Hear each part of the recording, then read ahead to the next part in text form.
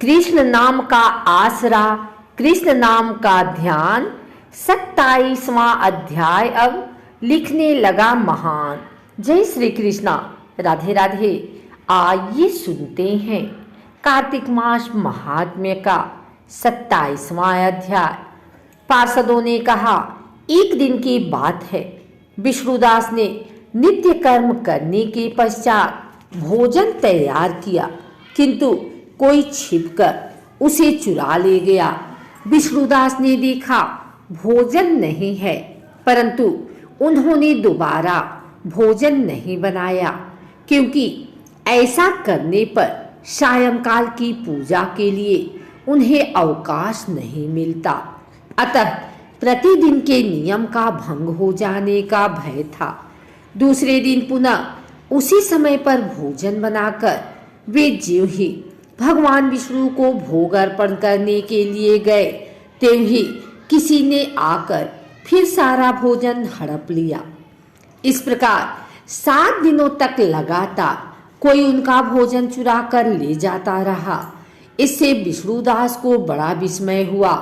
वे मन ही मन इस प्रकार विचार करने लगे, अहो, कौन प्रतिदिन आकर मेरी रसोई चुरा ले जाता है?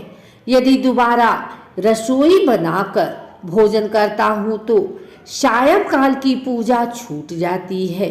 यदि रसोई बनाकर तुरंत ही भोजन कर लेना उचित हो तो मुझसे यह न होगा, क्योंकि भगवान विष्णु को सब कुछ अर्पण किए बिना कोई भी वैष्णव भोजन नहीं करता। आज उपवास करते मुझे 7 दिन हो गए। इस प्रकार मैं व्रत में कब तक स्थिर रह सकता हूँ?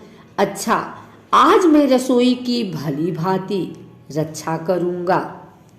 ऐसा निश्चय करके भोजन बनाने के पश्चात वे वहीं कहीं छिपकर खड़े हो गए। इतने में ही उन्हें एक चांडाल दिखाई दिया, जो रसोई का अनहर कर जाने के लिए तैयार खड़ा था। भूख के मारे सारा शरीर दुर्बल हो गया था। मुख पर दीनता छा रही थी। शरीर में हाड़ और चाम के सिवा कुछ शेष नहीं बचा था। उसे देखकर श्रेष्ठ ब्राह्मण विष्णुदास का हृदय करुणा से भर आया। उन्होंने भोजन चुराने वाले चांडाल की ओर देखकर कहा, भैया जरा ठहरो ठहरो, क्यों रूखा सूखा खाते हो? यह घी तो ले लो। इस प्रकार कहते हुए विप्रवर विष्णुदास को आते देख वह चांडाल भय के मारे बड़े वेग से भागा और कुछ ही दूरी पर मूर्छित होकर गिर पड़ा। चांडाल को भयभीत और मूर्छित देखकर द्विषेत विष्णुदास बड़े वेग से उसके समीप आए और दयावश अपने वस्त्र के छोर से उसको हवा करने लगे। तदंतर जब वह उठकर खड़ा हुआ तब विष्णुदास ने देखा वहां चांडाल नहीं है, बल्कि साक्षात नारायण ही शंख चक्र और गदा धारण किए सामने उपस्थित हैं। अपने प्रभु को प्रत्यक्ष देखकर विष्णुदास सात्विक भावों के वशीभूत हो गए। वे स्तुति और नमस्कार करने में भी समर्थ न हो सके। तब भगवान ने सात्विक व्रत का पालन करने वाले अपने भक्त विष्णुदास को छाती से लगा लिया और उन्हें अपने जैसा रूप देकर बैकुंठ धाम को ले चले। उस समय यज्ञ में दीक्षित हुए राजा चोल ने देखा विष्णुदास एक श्रेष्ठ विमान पर बैठकर भगवान विष्णु के समीप जा रहे हैं। विष्णुदास को बैकुंठ धाम में जाते देख राजा ने शीघ्र ही अपने गुरु महर्षि मुद्गल को बुलाया और इस प्रकार कहना आरंभ किया, जिसके साथ स्पर्धा करके मैंने इस यज्ञ दान आदि कर्म का अनुष्ठान किया है, वह ब्राह्मण आज भगवान विष्णु का रूप धारण करके मुझसे पहले ही बैकुंठ धाम को जा रहा है। मैंने इस वैष्णव धाम में भली भांति दीक्षित होकर अग्नि में हवन किया और दान आदि के द्वारा ब्राह्मणों का मनोरथ पूर्ण किया। तथापि अभी तक भगवान विष्णु मुझ पर प्रसन्न नहीं हुए और इस विष्णुदास को केवल भक्ति के ही कारण श्री हरि ने प्रत्यक्ष दर्शन दिया है। अतः जान पड़ता है कि भगवान विष्णु केवल दान और यज्ञों से प्रसन्न नहीं होते। उन प्रभु का दर्शन कराने में भक्ति ही प्रधान कारण है। दोनों पार्षदों ने कहा।